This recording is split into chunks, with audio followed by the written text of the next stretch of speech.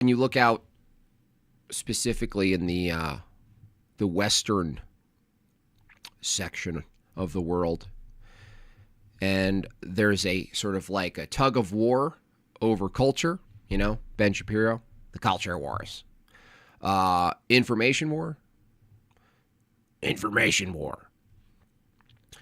There has been a movement back toward traditionalism. Well, unfortunately, this includes Islam, you know, because this overcorrection away from liberalism, away from classical liberalism, is going to create a movement toward something more stable, something older, something that's more has more of a foundation, has more norms, something that transcends legality, something that stands the test of time, and it's not even based wholly on legality. I'm not saying you shouldn't use the legal arm.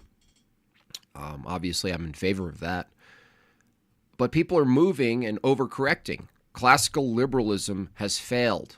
That includes the conservatives who are advocates for it. This is why they fail. And they're all confused. You know, I saw a post by Matt Walsh recently about uniting and how the right, the conservatives, you know, you need to unite. He's starting to use these tropes that the left would use. Unity. No, you can't unite. You cannot unite around classical liberalism. You can't. It's a failure. The uniting for the right wing around liberalism and liberty as the pinnacle of Western civilization is based in liberty and liberalism. We're not uniting around that anymore, Matt Walsh. So I would just simply ask him the same way we asked him many years ago, and he's finally sort of getting it. What are we conserving? And so this is a natural breaking point for us. It's a healthy breaking point. It's a rejection of a lie that this country largely was based on. Now, the country's based on a bunch of half-truths, sure. But those half-truths are not enough to maintain an identity, to maintain a culture and a set of deeply held moral, ethical values that transcend law. Because the weights, right? The weight system, diversity, pluralism is outweighing a united front. So when Matt Walsh goes, can't we just unite, guys, against the left? No, dude. We can't unite just against the left. That's the lowest tier political thing we can do, and we've done it for the last 25 years. The united front against the left. Okay, it's so easy, dude. It's the easiest thing to unite against the left. Oh, look at them. They think men can have babies. Oh, look at that. They're, wrecking things in the street and yelling, and here's another protest. Yeah, we get it. But the reason that the right necessarily shouldn't be united at this point is because we're separating what can't be the right anymore. We're separating that out. We're sifting it out. That the division is a part of the process. He's like, no, unite. No, there's nothing to unite against, okay? We're not going to unite with right-wingers and right-wing pundits and right-wing politicians that have this insanely irrational, unbiblical loyalty to a tiny little nation state. Nobody's buying it anymore. You can't unite around that.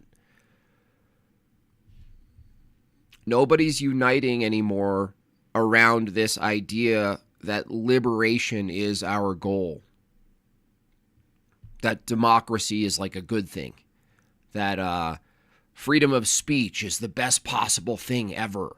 Free markets everywhere. No, we're rejecting this. You're seeing a rejection of this on the right. Now, the overcorrection is a problem because, like I said, the rejection of liberalism in general, classical liberalism, the enlightenment approach to our society, people are moving away from that, but they're overcorrecting. You're going to see a lot more whiteys unfortunately joining Islam, maybe even Mormonism, by the way, which I see as almost parallel religions. But it makes sense that they would do that. It's like a reasonable, the impulse is reasonable, let's say. It's not well thought. It's not well thought out, but it's reasonable. And so when we say, where's the last bastion, we're no longer using the right-wing slogan, the last bastion of, what is it? Liberty. We've been sold on that so many times. We are the last bastion of liberty. Okay, is that enough? No, that's not enough. But it works. It has worked so well. Oh, we're the last bastion of liberty and democracy and free speech. No, we're actually, honestly, looking at it from a sort of a historical lens. We are the Mecca. We are the starting point for liberty. We are the starting point for classical liberalism and liberalism spreading around the world, weakening societies, weakening strong, homogenous cultures through liberty and individualism. And we're screaming we're the last bastion? No. What are we the bastion of? And who is we? Well, the last bastion of order and what's good and true is Orthodoxy. It's not America. It's not the place. And so people are going, well, where is this last place of refuge? Where's the place I can go back to? And this is why the right can't unite around this, because like I said, if there were to be a war around this notion, the war would be between right-wingers who have abandoned these Enlightenment principles and moved toward a more forceful society, if you will, who move toward more of an approach where, well, no, we're not just going to live on a seesaw. We're not going to live on a seesaw where sometimes we're in power and sometimes we're not. Oh, it's a balance. No, it's a seesaw. The thing that you are claiming is protecting against some sort of ultimate authority, which somehow it's said that it always goes bad immediately. That's not even true. How many thousands of years of a Christian empire in the past? It's a lie. They'll stay on the seesaw. Don't worry, you'll get your chance, kid. You'll go up. Oh, but now the liberal side's up. Oh, they won. Oh, you won. Take a picture of me, Daddy. I'm up. We're up. Take a picture. You can never get your feet in the ground. You can never build the foundation. The way in which the U.S. is organized is so that you could never get your foundations into the ground. It's like a float. You guys ever lay down a floating floor? There's a fake hardwood floor, but it's floating. Cheap particle or some sort of laminate. Oh, it looks really good. What a nice hardwood floor that is. So right-leaning. Yeah, but you can just pull it up with your hands. Is that real? Is that real wood floor?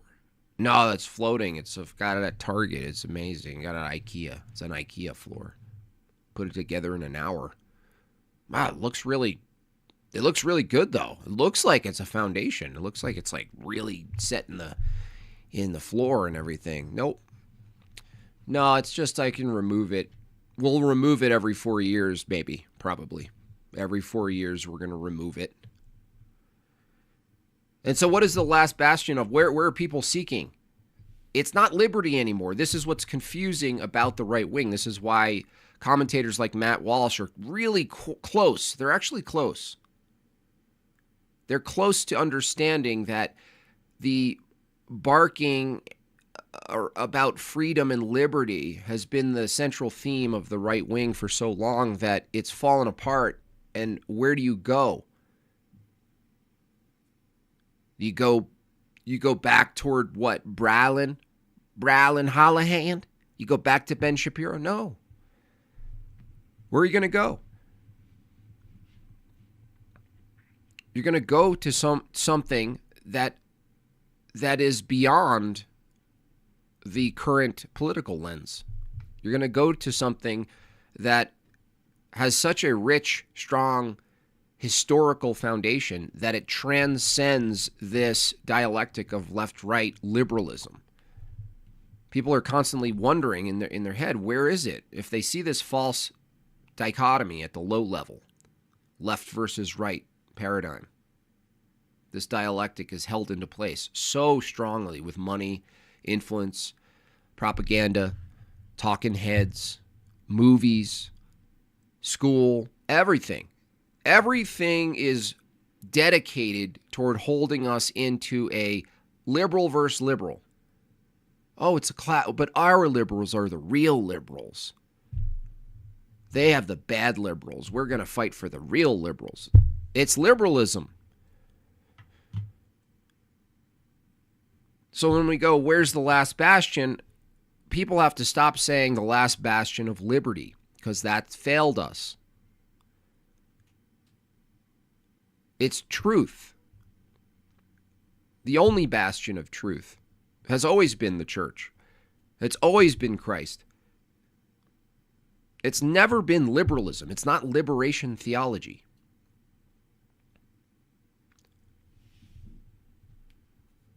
So what else is it the bastion of? Well, I was talking on the other stream about order.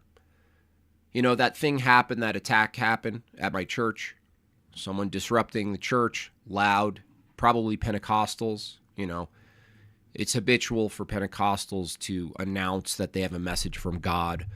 I don't know what happens in their whacked out churches. Does someone throw a snake at them? Poland made Jesus their king, BTW. Poland made their Jesus. See, that's beautiful. So that's what I'm referring to as order. What is this order? What is the order of society downstream from? Well, all these right-wingers love to say the old Breitbart quote, right? You've heard it so many times. Politics is downstream from culture. You go, hey, Ben, hey, you little weasel. What is culture downstream from, Ben Shapiro? Well, we don't really talk about that. We try to just keep it into culture and politics. Yeah, no crap. No crap, Ben Shapiro. Why? Because you know the answer is theology. And what are you going to say? What are you going to say to keep your little, pay piggy goblins here in the West? Keeping Daily Wire afloat? You're going to tell them it's Judeo. Well, it's Judeo-Christian values. It's Judeo-Christian values. It's a general, soft, deist God approach to the Constitution. It's really the Constitution, let's face it. That's what it really is. It's not downstream from their view. It's not downstream from a true church. It's downstream from the founding daddies. It's downstream from his weird fetish about the founding fathers and these documents, which are really insufficient if you really look at them. They're good enough to structure a society, but they're insufficient in their metaphysics, and it matters. It does matter. You think metaphysics doesn't matter. You think that epistemology, metaphysics, let's just say rights exist and let's not question anymore. And no, you see what happens when you lead with rights. Rights are just simply things you give people. If you celebrate a country that celebrates rights, you're going to attract people who want things, want more rights. They want to craft new ideas for rights. They want to craft their own personal rights. They want to craft custom rights. They want to craft all sorts of rights. Oh, I want this rights and that rights. I want rights with jelly beans. I want rights with... It's like they're at a freaking, frozen yogurt bar. That's exactly what we saw. And everyone on the right wing's like, oh, how did we get like this? Oh, it's because of the left. It's because of Marxism. No, Marxism can creep in if your foundation is classical liberal. Hello. You're going to be surprised that Marxism and postmodernism and all this commie socialist garbage is going to leak in. If your foundation is classical liberalism, you're confused. So it's bizarre. You're literally, a snake is biting you, called classical liberalism, and it gets you a little bit sick, but you don't die. You're just on your way to a slow death. And I'm like, dude, that snake bit you. And you're like, no, it was the Marxists that made this snake so bad. It's really them. No. That's the thing that's making you sick. That allows for the sickness called Marxism and the rest. No, we got to keep the snake. I like him. I like Liberty Lizard. He's a cute little Liberty Lizard. I like him. He's usually a good boy. Does other people. No, dude, you're protecting something that keeps making you sick. It's like a sin. It's like defending sin. Makes you sick. So people are asking this question. Well, they're looking for something that's bigger than the bastion of freedom and liberty, right? Because it failed. Liberty gave us feminism. Liberty gave us all this leftism. Liberty gave us all the degeneracy. Liberty gave us a bunch of things that ought be illegal, but they're protected because it's free speech and the free market. And all the right-wingers are like, how did the world get like so disgusting and gross? There's literally pornography out in public now under the guise of liberty. How do we get that? I mean, that's their liberty. It's their right. Huh?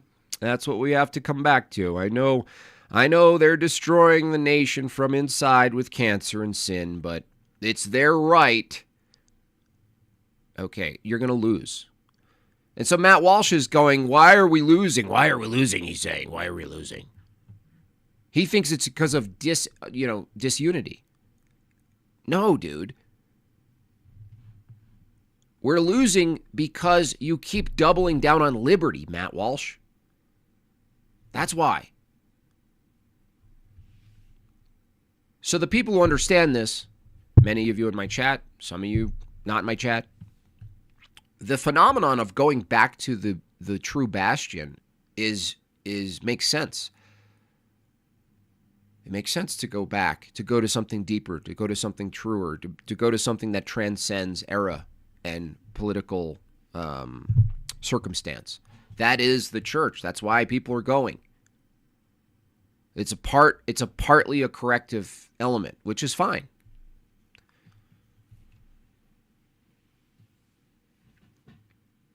That's a good enough reason to walk in the direction anyway. And so what I'm saying is, like, the last bastion is no longer the last bastion of liberty. We're rejecting that, and we're saying, well, it's the last bastion of what? It is order and truth and what's good. What's patriarchal? That's descriptively what's true about the world. Patriarchal, hierarchical, ordered. So the competition is now it's not who can liberty better.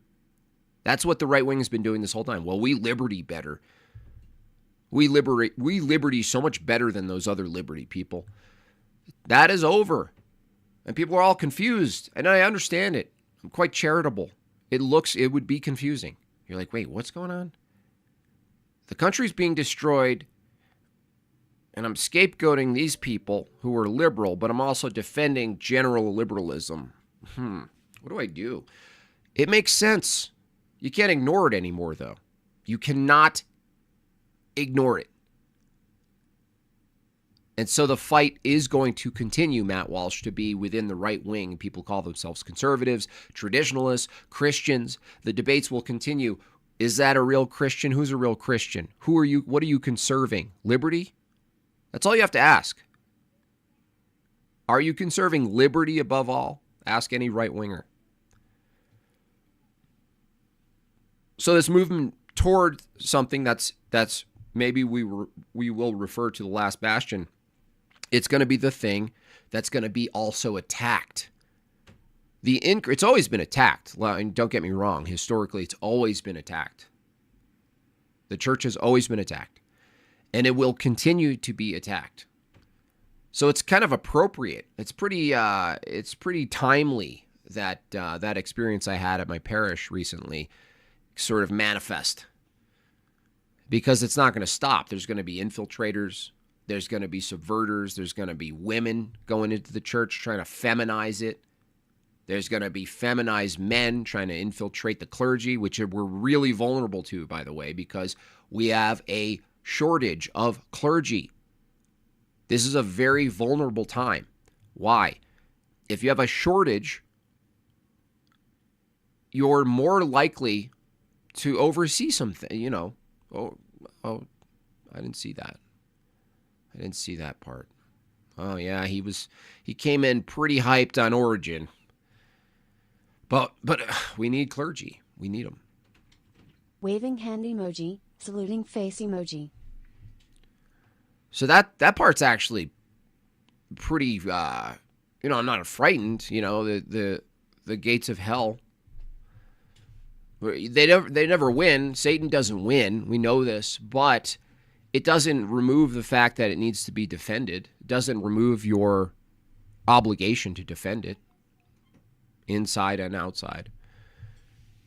But it is a vulnerable position that the Orthodox Church is in, because we already have embedded a fairly present element of ecumenism.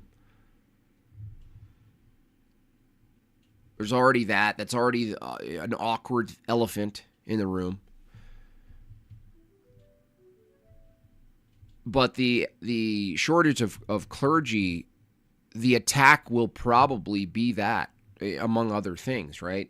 It's not just physical attacks. It's long-term subversive attacks.